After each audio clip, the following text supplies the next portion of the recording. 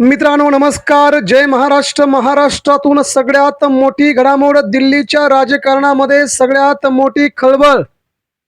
10 ते 12 वर्षाच्या मोदी सत्तेला सुरुंग. मित्रांनो, देशातील सगळ्यात मोठी घडामोड, देशाच्या पंतप्रधान पदावरती सगळ्यात मोठा मराठी चेहरा नरेंद्र मोदी होणार पायउतार. नेमकी काय आहे बातमी? जागतिक पातळीवरती नोंद घेतलेल्या या बातमीने महाराष्ट्रात देखील सगळ्यात मोठी उडाली खळबळ. मित्रांनो, सविस्तर बातमी जाणून घेऊया. देशाच्या राजकारणामध्ये आता एक नवीन राजकीय पलटवार. सविस्तर अपडेट जाणून घेऊया. मित्रांनो, देशाच्या राजकारणामध्ये गेल्या 6 महिन्यापासून देशाचे पंतप्रधान बदलणार अशा बातम्या येत होत्या. भारतीय जनता पार्टी मात्र या बातम्यांचा इन्कार करत होती, परंतु आता या बातम्या खऱ्याच आहेत. आता जवळजवळ देशाच्या राजकीय पटलावरती नवीन राजकीय महाभूकंप घडवण्याची तयारी आहे.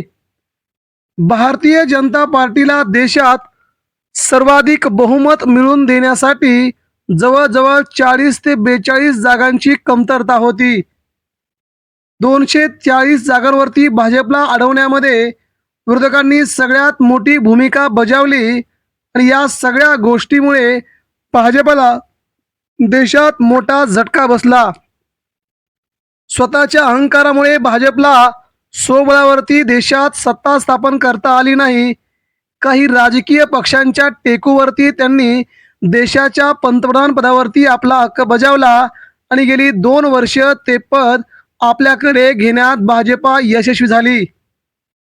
नितीश कुमारचे 12 खासदार, चंद्रबाबू नायडू यांचे 16 खासदार, महाराष्ट्रातील एकनाथ शिंदे यांचे 7 खासदार, या सगळ्यांना घेऊन देशाच्या सर्वोच्च पदी देशाचे पंतप्रधान नरेंद्र मोदी हे अश्वरूढ झाले. त्यांनी देशाची सूत्र सांभाळली.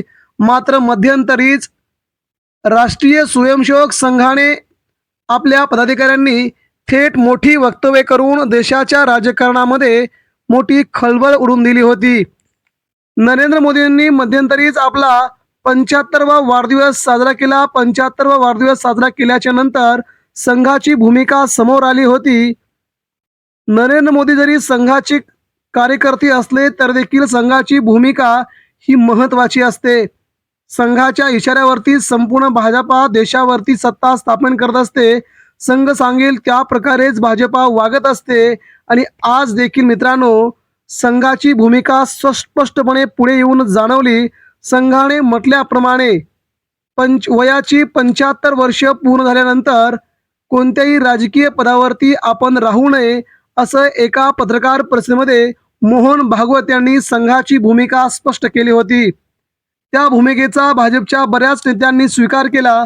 मात्र नरेंद्र मोदीजी गेली अनेक वर्ष त्या पदावरती चिटकून बसले होते. त्यांना ते पद हवं होतं आणि त्यांनी आपली भूमिका तिथेच बजावली. आणि मित्रांनो, चर्चा सुरू झाली की नरेंद्र मोदीजी कधी आपलं पद सोडणार. वयाची 75वी वर्षे ओलांडली तरी ते पदावर का आहेत, अशी सध्या चर्चा सुरू झाली. महाराष्ट्रातून मराठी चेहरा त्या पदापर्यंत पोहोचणार, या सगळ्या घडामोडी आपण गेल्या कित्येक दिवसांपासून पाहतोय. देशाच्या सर्वोच्च पदी मराठी माणूस जाणार, ही देखील या घडीची सगळ्यात मोठी घडामोड आपण देशात पाहत होतो. मग महाराष्ट्रातला 19 डिसेंबरला सर्वात मोठा राजकीय भूकंप झाल्यानंतर देशात देखील सगळ्यात मोठा राजकीय भूकंप होईल आणि मराठी माणूस भारताचा पंतप्रधान होईल. या सगळ्या विधानाचा नेमका अर्थ काय आहे, कोण होईल आणि कशा प्रकारे भाजपची सत्ता का उलथून जाणार नाही, परंतु देशाचं सत्ता भाजपच्या हातात जरी असली तरी पंतप्रधान का बदलला जाईल, या सगळ्या घडामोडीचं नेमकं काय आहे भाकीत, या सगळ्या घडामोडी आपण पुढच्या 2 मिनिटांमध्ये जाणून घेऊया. मित्रांनो, भाजपामध्ये प्रथम देश असतो, स्वतः शेवटी असतात. देशासाठी भारतीय जनता पार्टी म्हणते की आम्ही सर्वस्व अर्पण करायला तयार आहे. मग आता देशाच्या सर्वोच्च पदाचं नेमकं काय होणार, हा देखील मोठा प्रश्न होता. आणि ते पदावरती कोण बसणार, ही देखील महाराष्ट्रातून मोठी अपडेट समोर येत होती. येत्या 19 डिसेंबरला देशात सगळ्यात मोठा राजकीय भूकंप होईल. भारताचा पंतप्रधान बदलेल आणि मराठी माणूस पंतप्रधान होईल असं भाकीत काँग्रेसचे ज्येष्ठ नेते पृथ्वीराज चव्हाण यांनी केले आहे.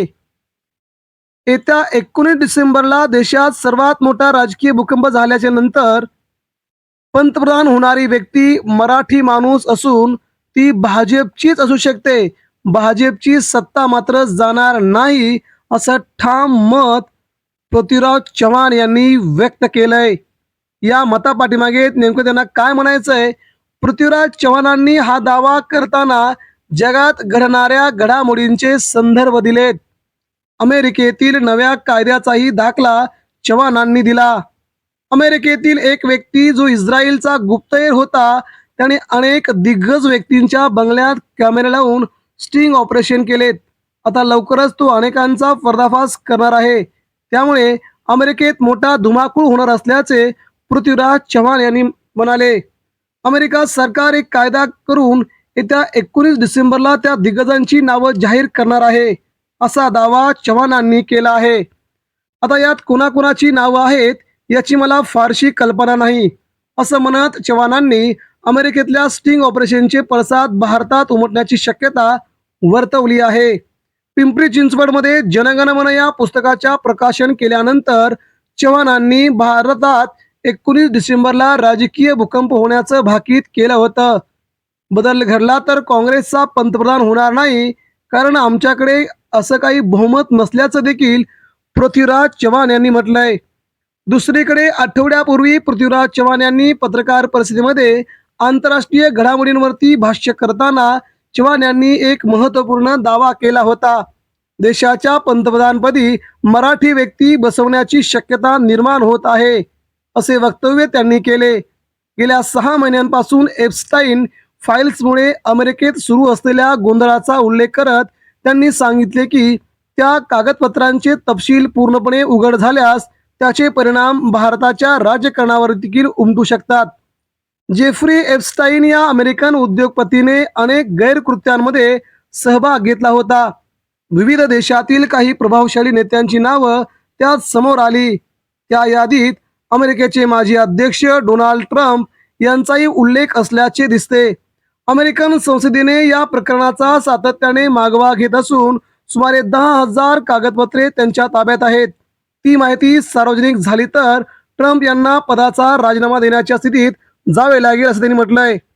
आणि महाराष्ट्रात देखील अशा प्रकारची घडामोड घडून देशाच्या राजकारणामध्ये महाराष्ट्रातला सगळ्यात मोठा व्यक्ती म्हणजेच ज्यांचं नाव सध्या घेतलं जात आहे ते नितीन गडकरी देशाचे पंतप्रधान होऊ शकतात असं देखील सध्या सगळीकडे चर्चा सुरू आहे. त्यामुळे आता नरेंद्र मोदी यांना आपला राजीनामा द्यावा लागतोय का, ते पदावरून पायउतार होणार का, आगामी 19 डिसेंबर तारीख ठरवलेच. मात्र पृथ्वीराज चव्हाणांचं भाकीत मराठी माणूस पंतप्रधान होईल या मताशी मित्रांनो आपण सहमत आहात का? नक्कीच नितीन गडकरी देशाचे पंतप्रधान होणार का याबद्दल आपणास काय वाटतंय, आपणही आपल्या प्रतिक्रिया द्या.